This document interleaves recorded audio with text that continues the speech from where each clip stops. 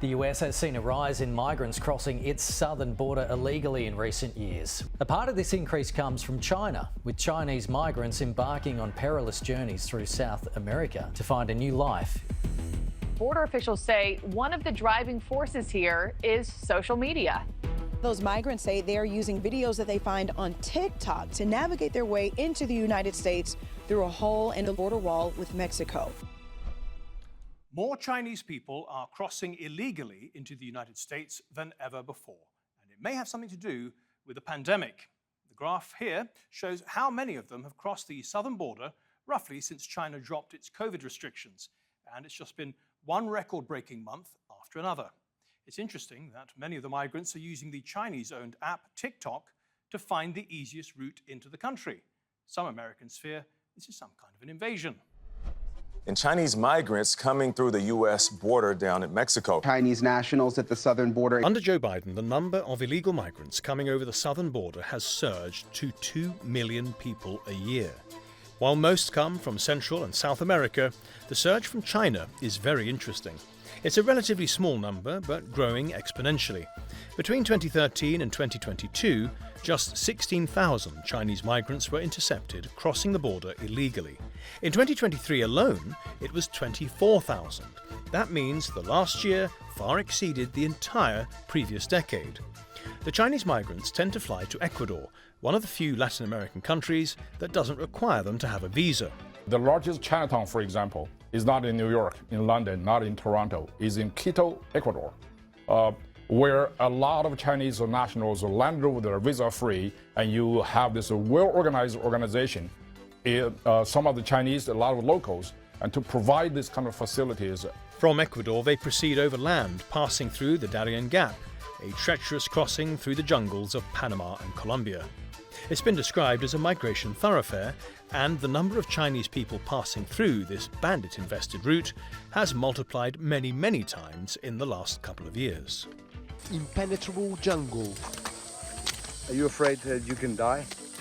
Of course. Anything could happen to anybody on this route. Those making it to the US-Mexican border city of Tijuana can pay people smugglers up to $35,000 to help them take the final steps. Although one cheaper form of advice comes from social media. Some migrants are using videos posted on TikTok and the Chinese equivalent, Douyin. The whole world seems to know there's a way in and it's on your property. They're all doing this, they're all doing this. When they come over here, they come with the suitcases, they come prepared with the computers just like they got off on a Norwegian cruise ship. TikTok and Douyin are owned by ByteDance and look almost exactly the same. These apps offer information on routes and navigation, and they even advertise useful tools, including ladders, that could come in handy when crossing the US-Mexico border. Douyin, which is strictly controlled inside of China, shares pro-socialism and pro-China messages with users. Unlike TikTok, which professes to focus on entertainment, Douyin mainly features educational content. And it's not just Chinese people turning to social media. Content creators from Venezuela and India are also posting, shall we say, helpful videos. Mi gente, he pensado invadir una casa en United States. Chinese migrants have many reasons for leaving. Some cite political repression, others say the economy. Others complain that COVID restrictions were just too harsh. Some American commentators fear the Chinese Communist Party, the CCP, may have a hand in it. What happened? You don't leave China. The CCP controls you with a social credit score. You don't leave China and catch a plane to Central America without the Communist Party knowing about it. And many of them are military age. They have affiliations with the PLA. 24 hours a day, 365 days a year, China is conniving. They take our tech with spies and our lives with drugs and viruses. So why is the government letting tens of thousands of mysterious Chinese nationals sneak through the border? 4 ID cards, temporary Mexico visa cards that Chinese nationals have discarded on the ground. Why? Because they were granted temporary asylum in Mexico, but they don't want that. The goal is the U.S. Obtaining legitimate U.S. visas for education, work or tourism has become harder. 2.2 million temporary visas were issued to Chinese citizens in 2016, but in 2021 it was just 160,000.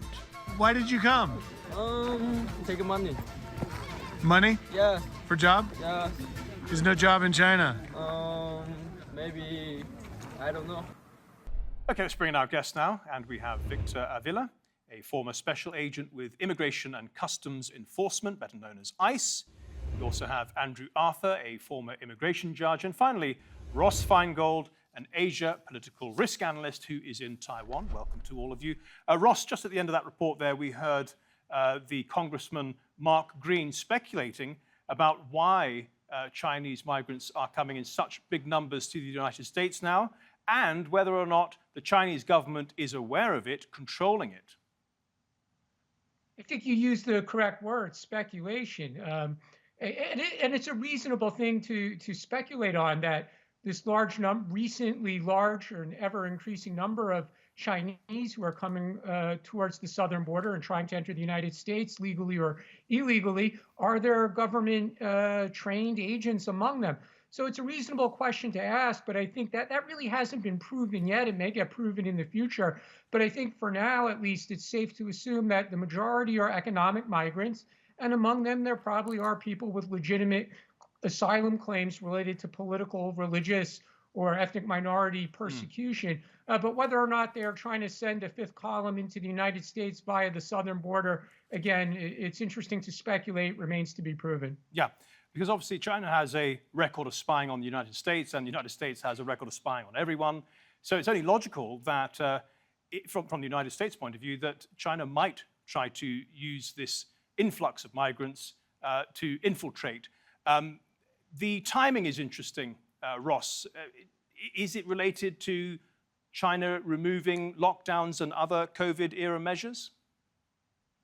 Possibly, and that caused a lot of frustration amongst the public in China.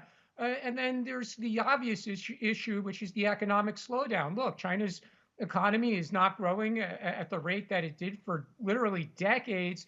The forecast this week at the National People's Congress meeting was for 5% economic growth, which most countries would be envious of.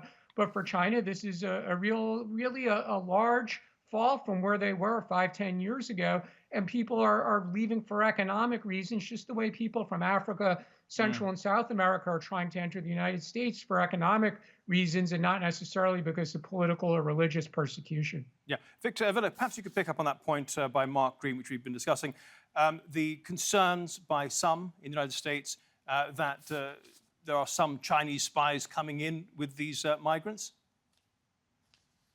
Absolutely, the possibility is quite there. And the problem here, and I respectfully disagree that these are migrant or economic migrants. The Chinese nationals coming, I think, are in a completely separate category.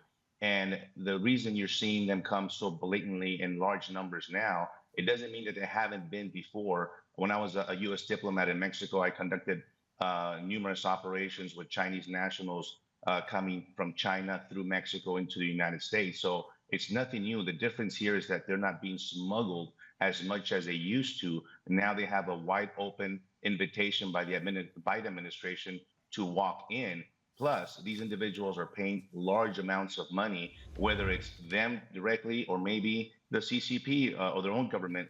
One way or another, they're paying tens of thousands of dollars to get introduced into the United States. Now, the cartels and the people controlling this organization and smuggling the people, they don't care if you walk across the border or if you get smuggled in the back of a tractor trailer. They're still going to get their money one way or the other. And Andrew Arthur, when they do make it through to the United States, they'll come to an immigration judge like yourself. They'll present their case for asylum. Typically, what is the case? So that's actually an interesting question. Most Chinese asylum claims fall into three categories, actually. One is political oppositionists. Two are members of religious groups, house churches, or Falun Gong.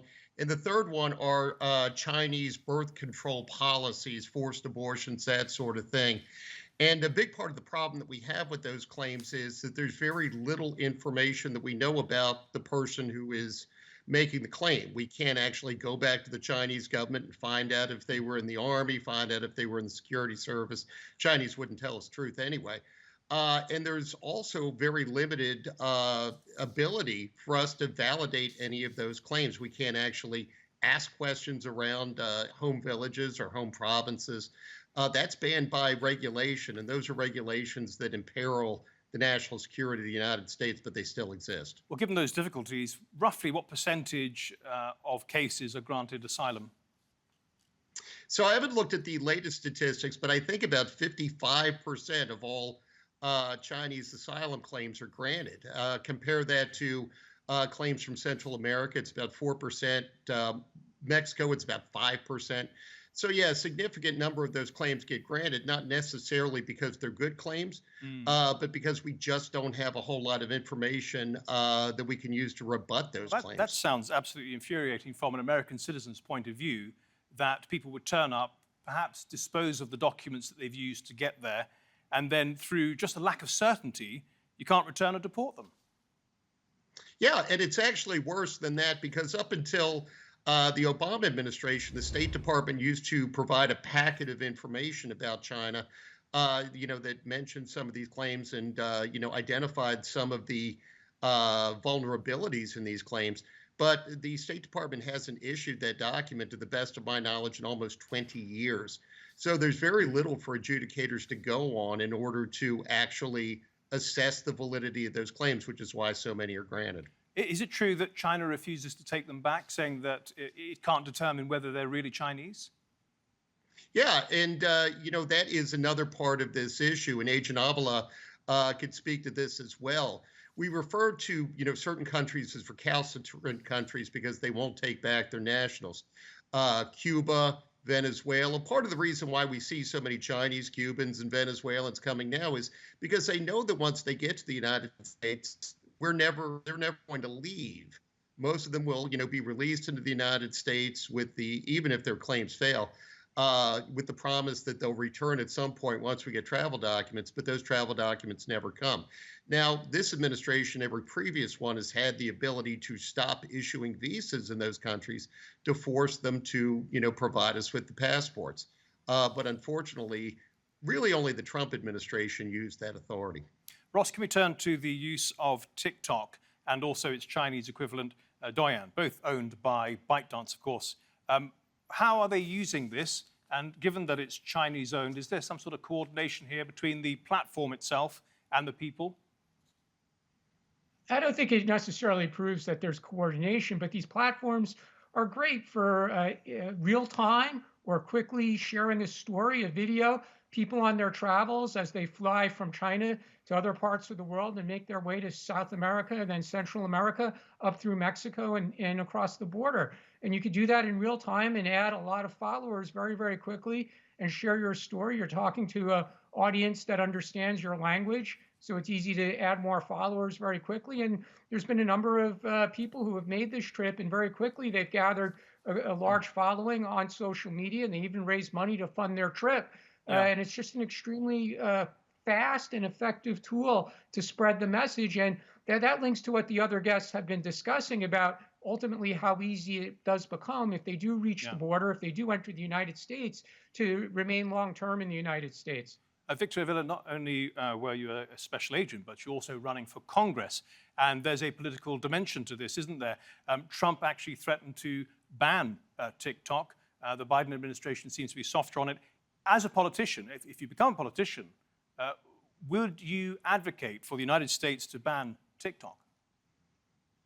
I think it's not so much about banning, but Ross is correct that TikTok has had a major role in the communication between not just the Chinese nationals, but a lot of categories of illegals coming to the United States. They have this ability through Facebook, Instagram, TikTok, to not only communicate, but actually give people the route, especially when you start hitting the Darien Gap in Panama and that area. I don't know about banning it, but definitely looking into it and see the effects that TikTok has, not just on the illegal immigration and smuggling of people, but the influence that it has on millions of Americans that are on that platform. But I think it's also important to note here that Chinese nationals have had a big presence in the United States and in Mexico for a long time. We've had Chinese police stations in the United States, in Texas and across the United States, where Chinese nationals have actually been. policing us from inside the United States. We know about the balloons. They've been buying hundreds of thousands of acres in Texas alone. The cases that I looked into that have been purchased through the CCP, through shell companies, via other countries. So they're coming at us from very different angles here in the United States, Right. and I think it's a national security issue. Andrew Arthur, the content creators on TikTok are essentially showing users how to illegally enter the United States. Is there anything legally that the US government can do, or perhaps force TikTok to moderate the content and take it off?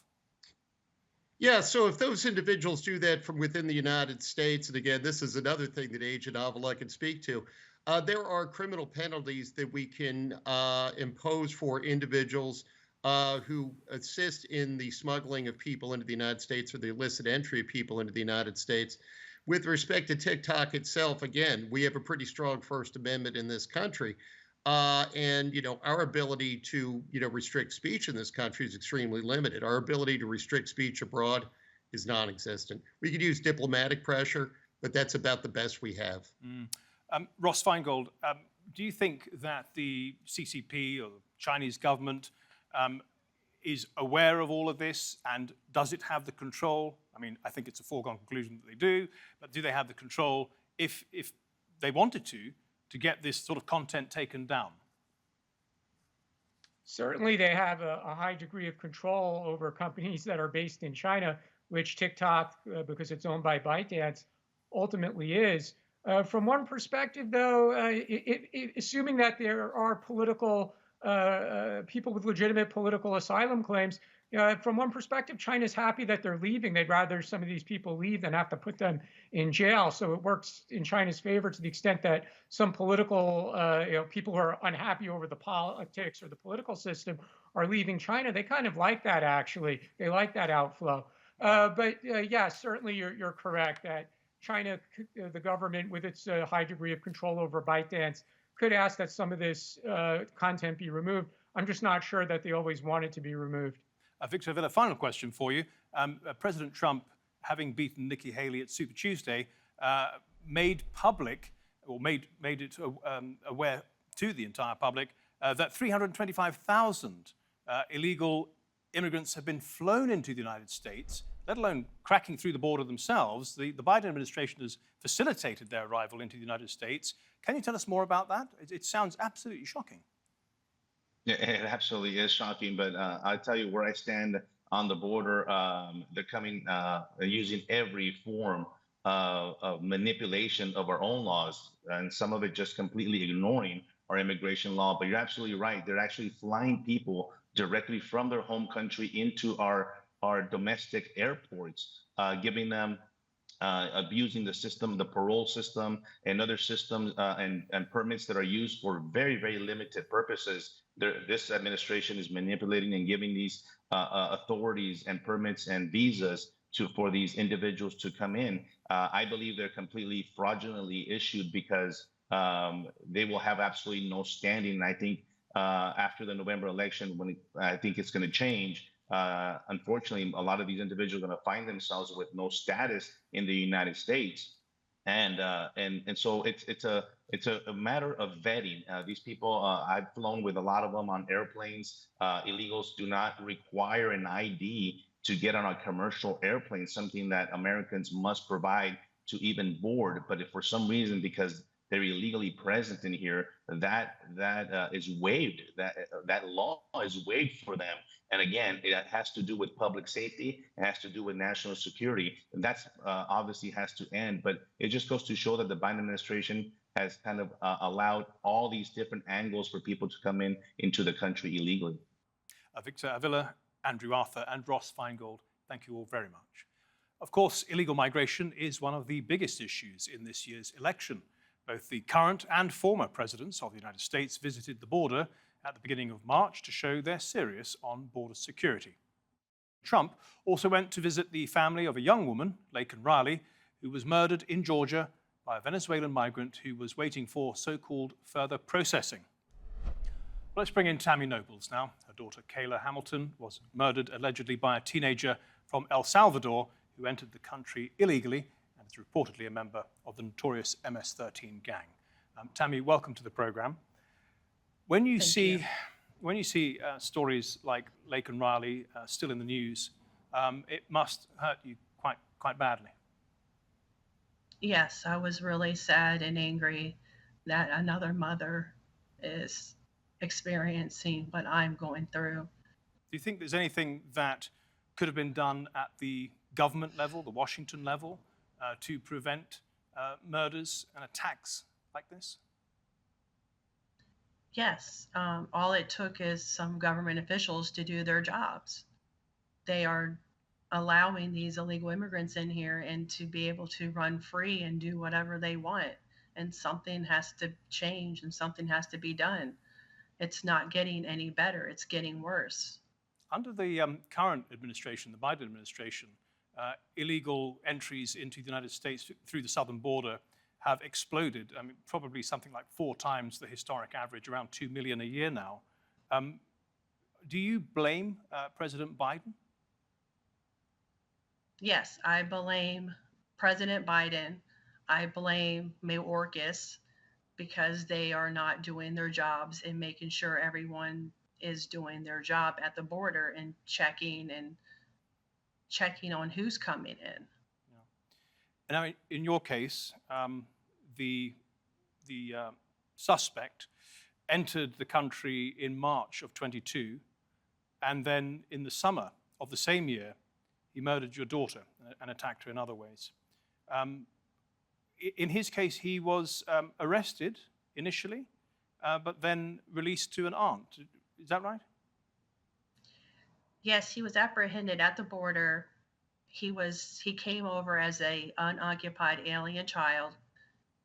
He was seeking asylum and saying that he was afraid of gang activity in his country. They did not make that one phone call to El Salvador to check his background because he was arrested in 2020 in El Salvador for illicit gang activity, and he was on the gang member list as an MS-13 gang member, and they did not verify his sponsor. They don't even know who they gave him to. They don't even know if it's an aunt, uncle, male, female, dad, cousin. They don't know. And they just allowed him into this country. So all it would have taken is a phone call to, what, the El Salvador authorities? Yes. Okay. To save my baby's life. And why do you think that phone call wasn't made?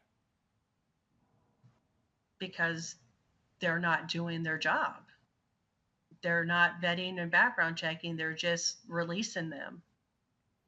They failed. And what was supposed to happen once he was released?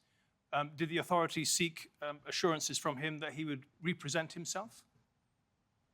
They did not. I mean, they, even after, I'm surprised that they even caught him, really, because they didn't even know where to find him.